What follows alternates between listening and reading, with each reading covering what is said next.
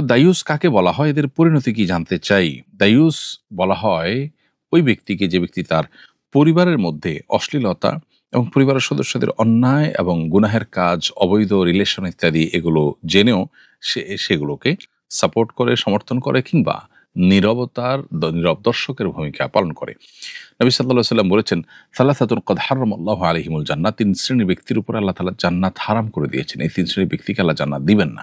জান্নাত তাদের জন্য হারাম করে দেওয়া হয়েছে। তার ভিতরে ১ নম্বর হলেন মুদমিনুল খামার, অর্থাৎ যে ব্যক্তি মাদকাসক্ত, মাদক আ পান করে নিয়মিত, এটা তার অভ্যাসে পরিণত হয়েছে। ২ নম্বর হলো ওয়াল আক, যে ব্যক্তি মা-বাবার অবাধ্য নাফরমান। আর ৩ নম্বর হলো দায়ুস, দায়ুস ব্যক্তি আল্লাযী ইউকিরু ফি আহলিহি আল খাবাস, যে ব্যক্তি তার পরিবারের মধ্যে নোংরামি এবং অশ্লীলতা, অন্যায়, জেনা, ব্যভিচার এগুলোকে আ দেখেও না দেখার ভান করে এবং সে কোনো প্রকার সেগুলোর বিরুদ্ধে অবস্থান নেয় না। অতএব এই ব্যক্তিকে বলা হয় দায়ুস এবং তার ঠিকানা জাহান্নাম।